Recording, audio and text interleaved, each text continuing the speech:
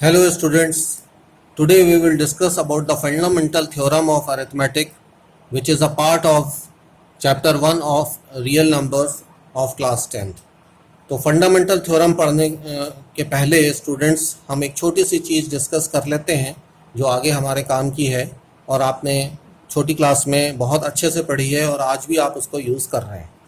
That is the prime factorization process. किसी भी number के फैक्टर्स निकालना आप अच्छे से जानते हैं जिसको कि हम प्राइम फैक्टराइजेशन प्रोसेस बोलते हैं. यहाँ देखिए मैंने 4 के फैक्टर्स निकाले हुए हैं. 2 2 ज़ा 4, 2 1 ज़ा 2. तो 4 के फैक्टर्स हो गए 2 इंटू 2. इसी प्रकार से मैंने 84 के फैक्टर्स निकाले हुए हैं. यहाँ 10626 के फैक्टर्स निकाले हुए हैं. तो आप इसके फैक्टर्स निकाल करके देखिएगा. Now the important thing is the factor tree. अब ये जो प्राइम फैक्टराइजेशन प्रोसेस हमने सीखा इसका फैक्टर ट्री मतलब पेड़. तो किसका पेड़ बनाना है? हमें फैक्टर्स का पेड़ बनाना है. तो फैक्टर्स का ट्री कैसे बनता है ये मैं आपको आज बताता हूँ और सिखाता हूँ. जैसे हम मान लीजिए 84 का फैक्टर ट्री बनाना चाहते हैं तो हम यहाँ पर फैक्टर्स लेंगे और यहाँ पर आप एक बार 84 और लिख लीजिए. अब फैक्टर्स निकालना शुरू करिए स्टूडेंट्स. तो ये हो गया 2 4 ज़ा 8, 2 2 ज़ा 4. तो हम इसको कैसे लिख लेंगे? यहाँ पर 2 लिखेंगे, ये 42 लिखेंगे. इसी तरह से अगेन इसको आगे सॉल्व कीजिए. 2 2 ज़ा 4, 2 1 ज़ा 2. तो यहाँ पर इसको फिर 2 लिख लीजिए, ये यहाँ पर 21 लिख लीजिए. फिर इसको अब ये 2 से नहीं जाएगा, ये 3 से जाएगा. तो 3 7 ज़ा 21.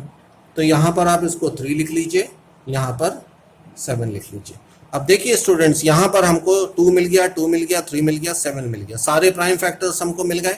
इसका मतलब 84 का प्राइम फैक्टराइजेशन हमारा कंप्लीट हो गया. हमने उसके फैक्टर्स निकाल लिए. अब हम यहाँ लिख सकते हैं 84 is equal to 2 into 2 into 3 into 7. तो ये जो आप डायग्राम देख रहे हैं, इमेज देख रहे हैं, this is basically the factor tree. चलिए एक एग्जाम्पल से मैं आपको और समझाता हूँ.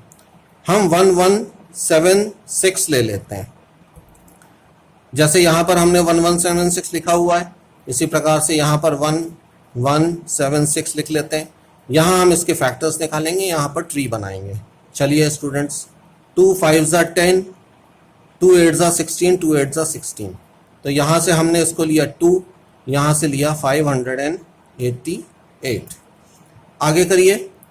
2 2 ज़ा 4, 2 9 ज़ा 18, 2 4 ज़ा 8. फिर यहाँ पर 2 लिखिए और यहाँ पर लिखिए 294. फिर इसको सॉल्व करिए. 2 1 ज़ा 2, 2 4 ज़ा 8 एंड 2 7 ज़ा 14.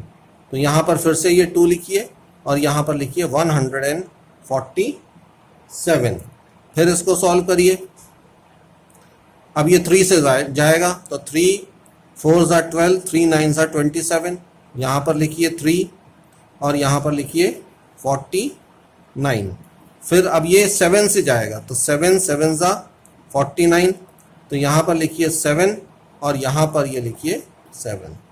अब ये देखिए यहाँ 2 2 2 3 7 आ गया और यहाँ पर भी 7 आ गया. मतलब अब इसके बाद ये सॉल्व नहीं हो सकता है. तो हम कह सकते हैं कि 1176 के फैक्टर्स क्या होगा students? 2 into 2 into 2 into 3 into 7 और इधर वाला 7 इंटू 7. तो ये जो है इस तरह से ये जो फिगर बना प्राइम फैक्टर्स करते समय, इसको हम बोलते हैं फैक्टर ट्री. यहाँ ये 84 का फैक्टर ट्री है और ये 1176 का फैक्टर ट्री है. तो ये एक नई चीज़ है जो आपको सीखनी थी. प्राइम फैक्टराइजेशन तो आपको पहले से ही आता है. Now we will discuss about the fundamental theorem of arithmetic जो हमारी बुक में दिया हुआ है. अब पहले इसकी डेफिनेशन समझ लेते हैं, फिर मैं आपको एक्सप्लेन करूंगा. Every composite number can be expressed और factorized as a product of prime numbers and this factorization is unique apart from the order in which the prime factors occur. अब इस डेफिनेशन में क्या क्या दी हुई है कि factorization is unique apart from the order in which the prime factors occurs. इसका क्या मतलब है? इसका मतलब ये है कि पहले तो हम प्राइम फैक्टर्स करें कि जो यूनिक होते हैं. हम ये कह रहे हैं कि जैसे 84 के आपने यहाँ पर प्राइम फैक्टर्स किए तो वो आए 2 इंटू 2 इंटू 3 इंटू 7. पीछे हम कर चुके हैं. यहाँ 1176 के प्राइम फैक्टराइजेशन किया हमने तो वो आ गया 2 into 2 into 2 into 3 into 7 into 7. तो ये यूनिक क्यों है? क्योंकि इन नंबर्स के अलावा कोई दूसरा नंबर ये कभी भी नहीं आएगा।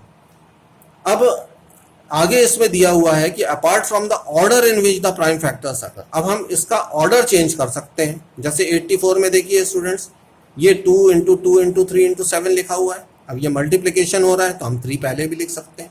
तो यहाँ पर हमने लिख दिया 3 इंटू 2 इंटू 2 इंटू 7। फिर एक और परम्यूटेशन हम बना सकते हैं, यहाँ पर 7 हमने पहले लिख दिया, ये हो गया 7 इंटू 3 इंटू 2 इंटू 2। तो हमने क्या ऑब्जर्व किया कि नंबर तो वही है, यानी कि यूनिक नंबर है सारे नंबर। ऐसा नहीं है कि यहाँ पर 2 बार 2 आया है तो अगली बार वो 4 हो जाएगा, ऐसा नहीं है। यहाँ पर आप देखिए 2 टाइम्स आया है, यहाँ पर जो हमने इसका ऑर्डर चेंज किया यहाँ पर भी 2 टाइम्स है, और यहाँ पर भी ऑर्डर 2 टाइम्स है। इसी प्रकार से दूसरी चीज़ें भी आप देख सकते हैं, यहाँ 7 एक बार है, यहाँ पर 7 एक बार है, और यहाँ पर भी 7 एक बार है। तो नंबर्स वही रहेंगे पर हम उनका ऑर्डर चेंज कर सकते हैं। यही फंडामेंटल थ्योरम ऑफ अरिथमेटिक बोलती है। देखिए दूसरे एग्जाम्पल में भी देखिए, यहाँ पर मैंने लिखा है 2 into 2 into 3 2 into 3 into 7 into 7। यहाँ मैंने ऑर्डर चेंज कर दिया, 3 को हमने पहले लिख लिया, फिर उसके बाद 2 लिख दिया, फिर 7 लिख लिया। लेकिन यहाँ 7 2 बार है, यहाँ पर भी 7 2 बार है, यहाँ 2 3 बार है, यहाँ पर भी 3 बार है। तो जो फंडामेंटल थ्योरम ऑफ अरिथमेटिक है उसमें जो डेफिनेशन है वो इटसेल्फ कहती है कि दिस फैक्टराइजेशन इज यूनिक, ये यूनिक है, इसके अलावा और कोई नंबर आपको नहीं मिलेगा इसके फैक्टराइजेशन में। लेकिन हमारे पास इस चीज़ की छूट होती है कि हम इसके ऑर्डर को चेंज कर सकते हैं। ओके स्टूडेंट्स, मुझे लगता है आपको ये फंडामेंटल थ्योरम ऑफ अरिथमेटिक समझ में अच्छे से आई होगी। इसकी आप प्रैक्टिस और भी करिएगा, क्योंकि आगे जो हम HCF और LCM निकालने का कॉन्सेप्ट सीखने वाले हैं उसमें हमको ये फैक्टराइजेशन के प्रोसेस की ज़रूरत पड़ेगी। I hope you might be able to understand this concept. If you understand this, अगर आपको अच्छा लगा है तो आप प्लीज़ मेरे चैनल को सब्सक्राइब करें। Thank you.